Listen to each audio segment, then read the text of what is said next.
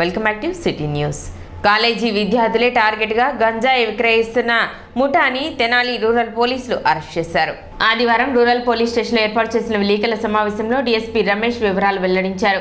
తెనాలి మండలం కటివరంలో పోలీసులకు రాబడిన సమాచారం మేరకు విశాఖ నుండి గంజాయి తెచ్చి కాలేజీ విద్యార్థులకు విక్రయిస్తున్న 4 సభ్యుల ముఠాను అరెస్ట్ చేసి వారి వద్ద నుండి 2 కేజీల గంజాయి స్వాధీనం చేసుకున్నట్లు డీఎస్పీ రమేష్ తెలిపారు. అదుపులోకి తీసుకున్న వారిలో మైనర్ బాలుడు ఉన్నట్లు చెప్పారు. మరో నిందితుడు షేక్ ఇమ్రాన్ సహా గంజాయి కొనుగోలు చేస్తున్న మరో 3 పరారీలో ఉన్నట్లు డీఎస్పీ ఎం రమేష్ తెలిపారు. తెనాలి, మంగళగిరి పరిసర ప్రాంతాల వారికి గంజాయి సరఫరా చేస్తున్నట్లు డీఎస్పీ రమేష్ వెల్లడించారు. నిన్న మంచి ఇన్ఫర్మేషన్ పెట్టి మంచి క్యాచ్ మరి స్థానిక సీఏ గారు వెంకటేశ్వర గారు, తెనాలి రూరల్ సీఏ గారు వెంకటేశ్వర గారు మంచి ఇన్ఫర్మేషన్ మీద ఎస్ఐ గారు ఇన్ఫర్మేషన్ మీద కూడా ఈ కేసు పెట్టారు. టోటల్గా ఈ కేసులో 7 ముద్దాయిలు. ఈ 7 ముద్దాయిల్లో 3 ముద్దాయిలను అరెస్ట్ చేస్తాం జరిగింది. మిగతా 4 కూడా అబ్స్కాండింగ్ ఉన్నారు. వాళ్ళ యొక్క కల్పబిలిటీ కూడా డిసైడ్ చేసి వాళ్ళని కూడా త్వరలోనే అరెస్ట్ చేస్తాం. టోటల్ వీళ్ళ దగ్గర 2 కేజీస్ గాంజాని సీజ్ చేస్తాం జరిగింది. దాని విలువ సుమారు ₹1,00,000 ఉంటుంది. అంటే డిమాండ్ బట్టి వీళ్ళు ప్యాకెట్లో పెట్టి డిమాండ్ బట్టి వాళ్ళు రేట్లు కూడా ఎక్కువ పెంచి అమ్ముతూ ఉంటారు. మేము వేసిన ఎస్టిమేషన్ అయితే 65,000 ఎస్టిమేషన్ వేస్తాం జరిగింది. మరి మీకు తెలిసిన విషయమే, ఈ గంజా తాగటం వల్ల యువత కూడా చాలా ఆరోగ్యాన్ని పాడు చేసుకుంటం జరుగుతుంది. అలాగే సొసైటీలో వాళ్ళ ఫ్యామిలీస్ కొన్న విలువ కూడా పోతుంది. తల్లిదండ్రులు కూడా వారి పిల్లలు కాలేజీకి వెళ్తున్నా, బయటికి వెళ్తున్నా వాళ్ళు ఏ వ్యసనాలకి బాధ్యత అవుతున్నారో తెలుసుకోవాల్సిన బాధ్యత తల్లిదండ్రుల మీద కూడా ఉంది. కాబట్టి మా అప్పీల్ ఏంటంటే అందరూ కూడా పేరెంట్స్ ఈ యువత ఈ విధమైనటువంటి మత్తు పదార్థాలకు గాంజాకి బాధ్యత అవ్వకుండా చూసుకోవాల్సిందిగా, సమాజంలో వాళ్ళ యొక్క విలువలు పోకుండా ఉండేట్టుగా చూసుకోవాల్సింది. ఎవరైతే మరి ఎక్కువగా పీడీ యాక్ట్లో కూడా కంట్రోల్ అవ్వకపోతే ఎక్స్టర్మెంట్ నగర పరిషత్ను కూడా వాళ్ళకి రికమెండ్ చేసి పంపిస్తాము. వన్స్ గాంజా కేసులో ఇన్వాల్వ్ అయితే వాళ్ళ మీద రౌడీ షీట్లు కూడా తెరుస్తున్నాము. అలాగే అవేర్నెస్ క్యాంప్స్ కూడా ఎక్కువ పెట్టి పబ్లిక్లో దీని మీద అవేర్నెస్ కల్పించి దీన్ని తగ్గించే మార్గం చూస్తున్నాం. ఈ కేసులో టోటల్ 7 ముద్దాయిల్లో A1 అల్లుమూలు మణికుమార్ రెడ్డి, ఇతని వయసు 24 సంవత్సరాలు, మహాత్మాజీపురం బాపట్ల టౌన్.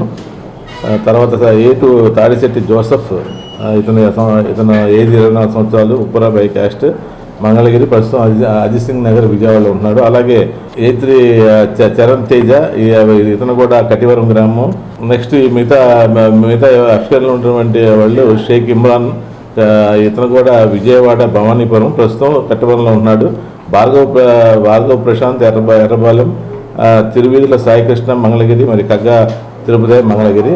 వీళ్ళ 4 కూడా arrest.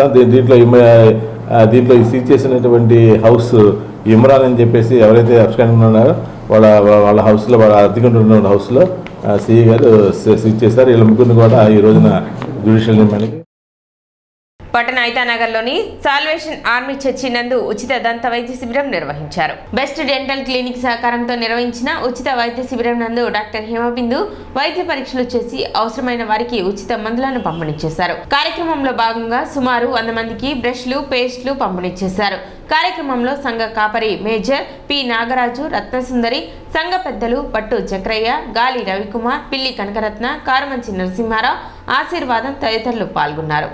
Best dental and implant centre Tenali వారి ఆధ్వర్యంలో ఈరోజు సాల్వేషన్ ఆర్మీలో డెంటల్ క్యాంప్ నిర్వహించడం జరిగింది. ఈ డెంటల్ క్యాంప్లో ఏంటంటే డెంటల్ అవేర్నెస్ అనేది క్రియేట్ చేస్తున్నాం అనమాట. డెంటల్ అవేర్నెస్లో భాగంగా చర్చ్లో మెంబర్స్ అందరికీ ఓరల్ హైజీన్ ఇన్స్ట్రక్షన్స్, అసలు వాళ్ళు తీసుకోవాల్సిన జాగ్రత్తలు, ఎలా చేస్తే వాళ్ళకి డెంటల్లో కొన్ని ట్రీట్మెంట్స్ అవాయిడ్ చేసుకోవచ్చు, ప్రివెన్షన్ చేసుకోవచ్చు అనేది ఈరోజు అవేర్నెస్ క్రియేట్ చేయడం జరిగిందండి. దాంట్లో డెంటల్ ప్రాబ్లమ్స్ ఉన్న వాళ్ళు చూపించుకోవడం జరిగింది. వాళ్ళకి దాంట్లో అవసరమైన వాళ్ళకి మెడిసిన్, మౌత్ వాష్లు, పేస్ట్లు, జల్లులు అవి ఇవ్వడం జరిగిందనమాట. ఈరోజు పవిత్ర ఆదివారం. ఈ రోజున బెస్ట్ డెంటల్ వారు మా చర్చిలో ఉన్న రక్షణ సైన్యం చర్చికి వచ్చిన భక్తులందరికీ కూడా ఉచిత డెంటల్ క్యాంపు నిర్వహించారు. అందరికీ ఉచితంగా మందులు పంపిణీ, పేస్టులు, మౌత్ వాష్లు, బ్రష్లు ఉచితంగా పంపిణీ చేసి సుమారుగా 100 మంది పైనే పేషెంట్లని చూసి వారికి ఉచిత మందులు పంపిణీ చేశారు. వారికి మా ధన్యవాదాలు. బెస్ట్ డెంటల్ వారికి మా ధన్యవాదాలు. బహుజన టీచర్స్ అసోసియేషన్ కార్యకర్తల సమావేశం ఆదివారం కొత్తపేటలోని ఎన్జీఓ హోం నందు నిర్వహించారు. ఉమ్మడి గుంటూరు జిల్లాలోని గుంటూరు, పల్నాడు, బాపట్ల జిల్లాలో సభ్యత్వ నమోదు చేసి బీటీఏ బలోపేతానికి కమిటీలు ఏర్పాటు చేసే విధంగా సమావేశంలో చర్చించారు. ప్రభుత్వం ఎన్నికల ముందు ఇచ్చిన హామీ ప్రకారం జీవో నెంబర్ 117ను రద్దు చేసి ప్రాథమిక పాఠశాలను బలోపేతం చేయాలని కోరారు. ఇంగ్లీష్ మీడియం ప్రవేశపెట్టిన ప్రభుత్వం దానికి అనుగుణంగా ఉపాధ్యాయులకు కూడా శిక్షణ ఇచ్చే విధంగా చర్యలు తీసుకోవాలని కోరారు. బడుగు బలహీన వర్గాల ఉపాధ్యాయుల సర్వీసులకు సంబంధించి నిరంతరం కృషి చేస్తున్న బీటీఏని గుంటూరు జిల్లాలో బలోపేతం చేయాలని కోరారు. సంఘంలో ఉన్నటువంటి ఉపాధ్యాయుల సమస్యలను పరిష్కరించడం కోసం నిత్యం జిల్లాలో అధికారుల దగ్గరికి వెళ్ళడం, మరి ప్రాంతీయ సమావేశాల్లో అలానే జిల్లా అధికారులు నిర్వహించే సమావేశాల్లో పాల్గొనడం, మన బహుజన వాణిని వినిపించడం, అలానే బహుజన హితాయ బహుజన సుఖాయ అని చెప్పి బహుజనుల యొక్క క్షేమం కోసం మనందరం పనిచేయడం. అంతేకాకుండా ఈ ప్రాంతంలో ఎస్సీ, ఎస్టీ, బీసీ ఉపాధ్యాయులపై ఎవరైతే అగ్రకుల ఉపాధ్యాయులు, ప్రధానోపాధ్యాయులు, అలానే మండల విద్యాశాఖ అధికారులు దొమ్మిలకి అలానే కుల దురహంకారంతో మాట్లాడటం, అలానే కుల వివక్షతో మాట్లాడటం, ఇలా అనేక విచక్షణ చూపిస్తూ మాట్లాడటం అనేది కరెక్ట్ కాదు. వాళ్ళు ఆ విషయాల్లో తమ ఆలోచన విధానాన్ని ఉపసంహరించుకోవాలి. అలానే గ్రామీణ ప్రాంతాల్లో ముఖ్యంగా 117 జీవోని, పట్టణ ప్రాంతాల్లో కూడా కొన్ని జీవోల్ని రద్దు చేసి ఉపాధ్యాయులకి అండదండలుగా ఉండవలసిన ప్రభుత్వం ప్రత్యేకంగా జీవోల విషయంలో వెనకంజ వేయడం దురదృష్టకరం. సమావేశంలో రాష్ట్ర ప్రధాన కార్యదర్శి సిహెచ్ రమేష్, రాష్ట్ర అసోసియేషన్ అధ్యక్షులు ఎర్ర వెంకట్రావు, బీటీఏ రాష్ట్ర నాయకులు బట్టు వెంకయ్య, రాష్ట్ర deputy secretary general Madhusudan Rao, G Vemayya, CH Purnachandrarao, CH Kishore, Suvarnaraju, Bapatla జిల్లా అధ్యక్షులు దాసరి ప్రసాద్ తదితరులు పాల్గొన్నారు. రాష్ట్ర ప్రభుత్వం అధికారంలో రాకముందు ఏవైతే హామీలు అయితే ఇచ్చారో, విద్యా రంగాన్ని బలోపేతం చేయడానికి కృషి చేస్తానని ఏవైతే హామీలు ఇచ్చారో ఆ హామీలన్నీ కూడా నెరవేర్చాలని చెప్పి కూడా బీటీఏ పక్షాన కోరుతున్నాం. ముఖ్యంగా 117 జీవోను రద్దు చేయాలని చెప్పి, అదేవిధంగా ఈ పెండింగ్లో ఉన్నటువంటి ఉద్యోగ ఉపాధ్యాయులకు సంబంధించినటువంటి 20,000 కోట్ల రూపాయలు బకాయిలు ఉన్నాయి, అవన్నీ కూడా చెల్లించాలని చెప్పి కూడా బీటీఏ పక్షాన కోరుతున్నాం. గత ప్రభుత్వం తీసుకొచ్చినటువంటి జీవోలన్నింటినీ కూడా ఉద్యోగులకి, ఉపాధ్యాయులకి చాలా పెనుభారంగా మారి ఉన్నాయి, అవన్నీ కూడా రద్దు చేయాలని చెప్పి కోరుతున్నాం. ఉద్యోగులకు సంబంధించి 2004 నుంచి సిపిఎస్ విధానాన్ని తీసుకొచ్చి పెన్షన్ పాత పెన్షన్ రద్దు చేయడం జరిగింది. నూతన పెన్షన్ సిపిఎస్ విధానం వలన ఉద్యోగులకి, ఉపాధ్యాయులకి రిటైర్ అయిన తర్వాత చాలా ఇబ్బందులు ఎదురయ్యే పరిస్థితి ఉంది. కాబట్టి ఈ ప్రభుత్వం గత ప్రభుత్వం సిపిఎస్ రద్దు చేయమని చెప్పి కోరితే జీపీఎస్ అనే నూతన పెన్షన్ విధానాన్ని తీసుకురావడం జరిగింది. ఇది చాలా దారుణమైనది. కాబట్టి జీపీఎస్ని రద్దు చేయాలి, అదేవిధంగా సిపిఎస్ రద్దు చేసి పాత పెన్షన్ విధానాన్ని మాత్రమే తీసుకురావాలని చెప్పి కూడా బీటీఏ పక్షాన్ని. తెనాలికి చెందిన 25 సంవత్సరాల వెటర్నరీ డాక్టర్ జెట్టి హారిక అమెరికాలోని ఒకలాహోమా స్టేట్లో ఆదివారం జరిగిన రోడ్డు ప్రమాదంలో మృతి చెందారు. హారిక తల్లిదండ్రులు దేవాదాయ శాఖ ఉద్యోగి జెట్టి శ్రీనివాసరావు, నాగమణిల కుమార్తె హారిక 7.5 క్రితం వెటర్నరీలో ఉన్నత చదువుల కోసం అమెరికా వెళ్ళింది. ఆమె మృతదేహాన్ని స్వస్థలానికి తెచ్చుకునేందుకు రాష్ట్ర ప్రభుత్వం సహకరించాలని కోరుతున్నారు.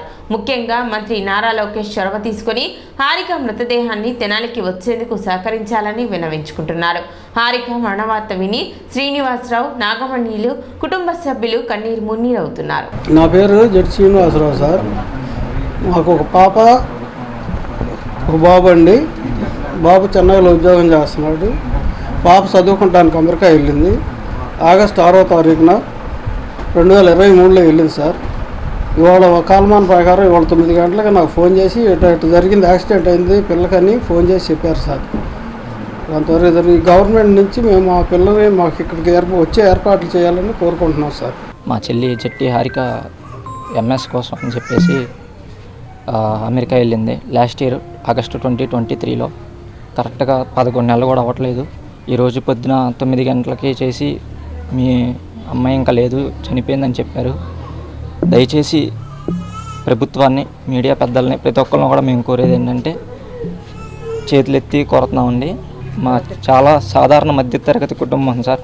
లోన్లు పెట్టి పంపించి ఏదో ఉన్నత స్థాయిలో చూడాలని చెప్పేసి మా పెద్దల కోరిక మేరకు వెళ్ళింది. మా చెల్లి ఈరోజు లేదనేసరికి ఎవరు కూడా మేము ఇంకా నమ్మలేకపోతున్నాం. నారా లోకేష్ గారు ట్విట్టర్కి కూడా ఫాస్ట్గా స్పందిస్తారు. మీరు ఈ విషయంలో లోకేష్ అన్న మీరు ఎట్టి పరిస్థితుల్లో మీరు ఇన్వాల్వ్మెంట్ తీసుకుని, అలాగే పెమ్మసాని చంద్రశేఖర్ గారు కానివ్వండి, మీడియాలు ప్రతి ఒక్కరు కూడా చేతులెత్తి కోరుతున్నాం సార్. మా చెల్లిని తొందరగా ఎంత వీలైతే అంత తొందరగా మాకు వచ్చేట్టు చేయండి సార్. మార్నింగ్ అక్కడ నుంచి కాల్ వచ్చింది, మామూలుగా ఇలా యాక్సిడెంట్ అయింది, 3 కార్స్ కొలైడ్ అయ్యి ఇలా ముగ్గురికి ఇంజురీ అయ్యి ఒకరు చనిపోయారు అని చెప్పేసి ఇన్ఫర్మేషన్ వచ్చిందంటే ఆ తర్వాత ఏం జరిగింది ఏంటనేది ఎవరికి తెలియదు. బాడీ ఎక్కడుందన్నది కూడా తెలియదు. మా చెల్లిని ఎట్లాగైనా తొందరగా తెనాలి అయితనగర్ అండి మాది. ఇక్కడ మా బాబాయ్ వాళ్ళు సాధారణ మధ్యతరగతి కుటుంబం సార్. అలాగలా మీరు కొంచెం చొరవ తీసుకుని ఈ విషయంలో స్పందించాల్సిందిగా కోరుతున్నాం. అదేవిధంగా ఈ నెల 18వ తేదీన అమెరికాలో పట్టణ ఐతనగర్కు చెందిన తాడిపోయిన రవితేజ స్విమ్మింగ్ పూల్లో ప్రమాదవశాత్తు మరణించారు. ఈ మరణంతో తెనాలి ఐతనగర్లో విషాద ఛాయలు నెలకొన్నాయి. మధ్యతరగతి కుటుంబానికి చెందిన తాను భర్త లేకపోయినా కొడుకు ఉన్నత చదువుల కోసం ఎంతో శ్రమించి రోజువారీ కూలీ పని చేసుకుని అమెరికా పంపించడం జరిగిందని, ఉన్నత విద్య అభ్యసించాలని తన కుమారుడు కోరిక తీరకుండానే ప్రమాదవశాత్తు మరణం తట్టుకోలేకపోతున్నానని రవితేజ తల్లి జయలక్ష్మి తెలిపారు. చదివించుకున్నామని అమెరికా పంపించుకున్నాను.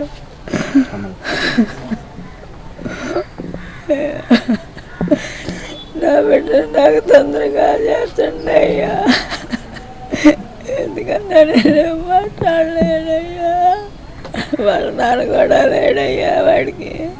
తాడిపోయిన రవితేజ మా మేనల్లుడు అవుతాడండి. మా చెల్లి తోట తాడిపోయిన జయలక్ష్మి అమెరికాలో ఎంఎస్ చేద్దామని చదువుకోవడానికి వెళ్ళాడు పోయిన ఆగస్టులో. మొన్న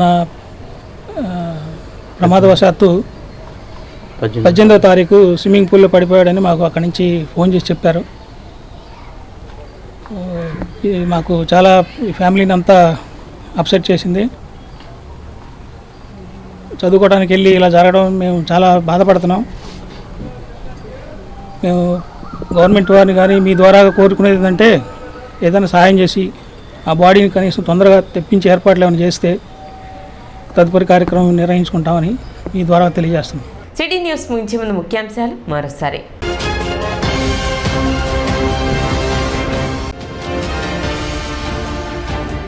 పట్టణంలో భక్తి శ్రద్ధలతో గురు పౌర్ణమి వేడుకలు.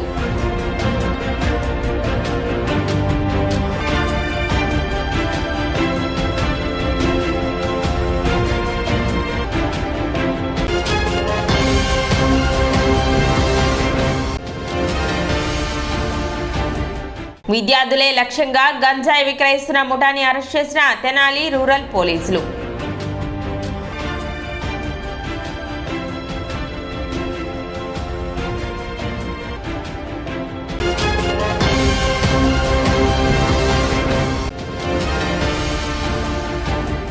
రోజుల వ్యవధిలో అమెరికాలో తెనాలికి చెందిన 20 మృతి.